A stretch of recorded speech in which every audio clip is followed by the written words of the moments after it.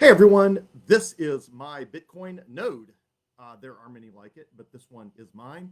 You do not need a Bitcoin node.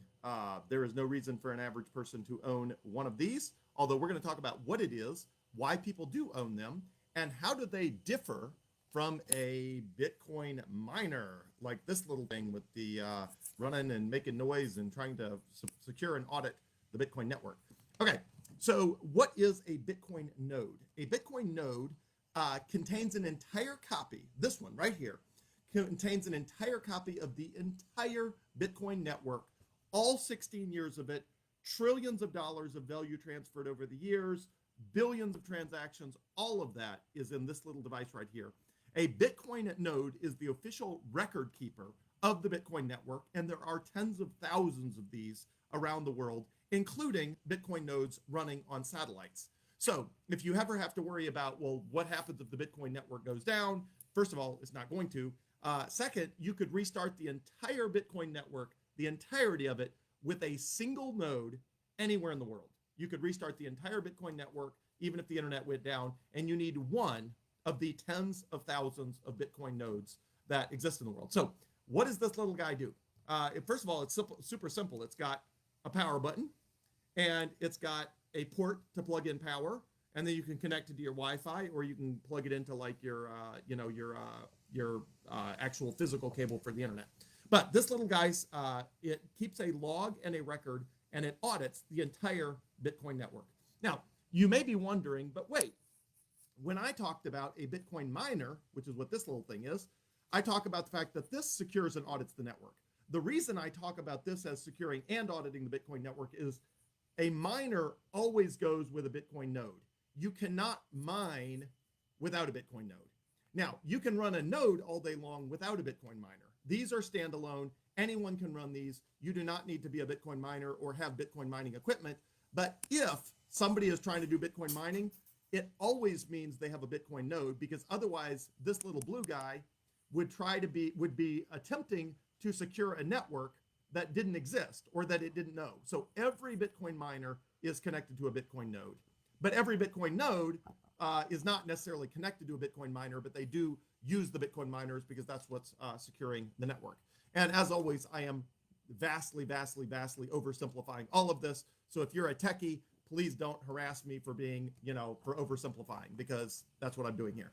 Okay, so let's talk about how these works. First of all, any computer can be a Bitcoin node. This just happens to be an Umbrel, UMBREL, which is just the easiest way to run a Bitcoin node. It is so simple that literally you buy it. This one's cost $400. Although you can run a Bitcoin node on a computer that costs $100, $200. Basically, the cheapest of cheap computers can run a Bitcoin node as long as you have at least a 1 terabyte hard drive. This one actually has a 2 terabyte hard drive, just so that it will be able to run the Bitcoin network for decades into the future.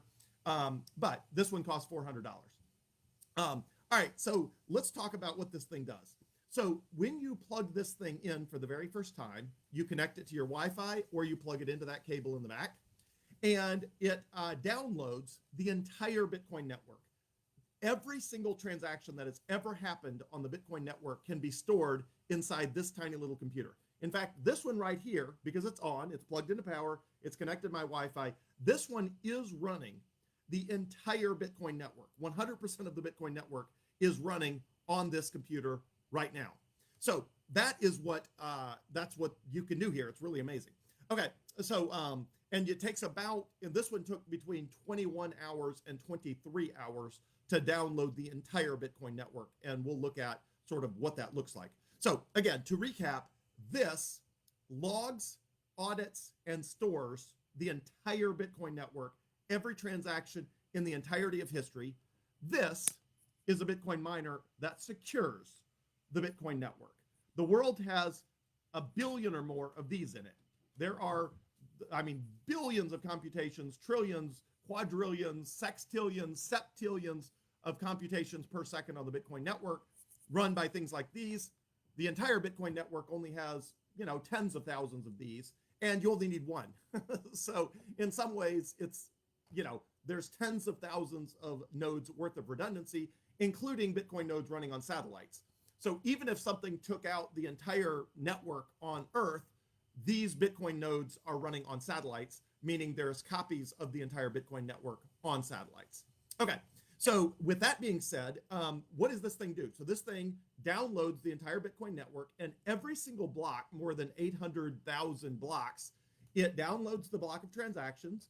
It verifies that it's linked to the block before it.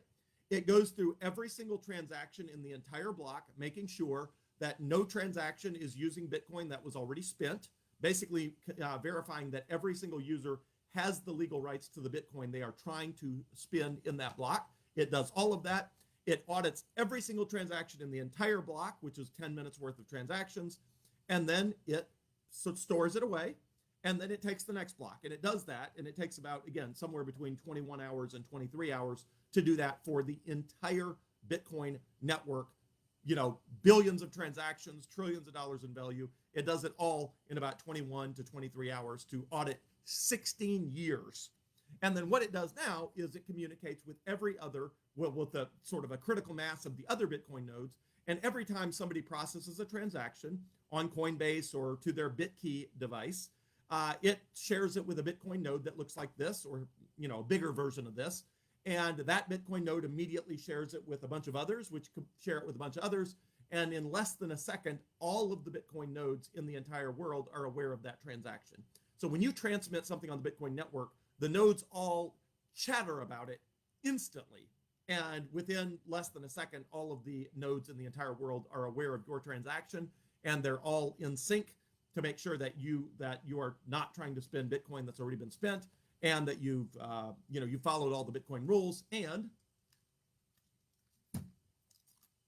additionally, every time a Bitcoin miner mines a new Bitcoin block, it gives that new Bitcoin block to a node. The node verifies that it's legit, that it follows all the rules, and then it propagates that to all of the other nodes. So you can run the entire Bitcoin network on one node and one Bitcoin miner. Literally, the entire Bitcoin network could run with just this at my house. Now, obviously, there's no benefit to having just Bitcoin at my house. So all of these are connected. This is connected with all of the Bitcoin miners in the entire world are all linked together. They're all mining, and that's what these are doing, but there's a billion of them. And the tens of thousands of Bitcoin nodes are all talking to each other all of the time as well. And that's why you can transact Bitcoin anywhere in the world, anytime, day or night. And again, if it can't get there by landline, it'll use satellites to replicate the Bitcoin network via satellite to make sure all the nodes stay up to date all the time.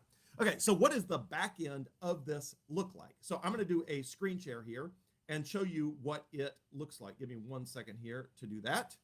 I don't usually do screen shares on my laptop, so give me a second. I was doing it just prior to this, and let me figure out how to do that. 1 second.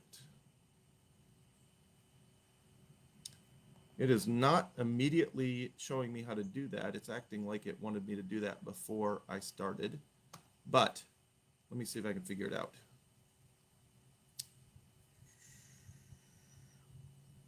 Where is the share screen? Well, before I started recording, it gave me a share my screen option, and now it is not giving me that option. So it looks like I'm going to have to end this video and start another one that will let me share my screen. So I will do that right now.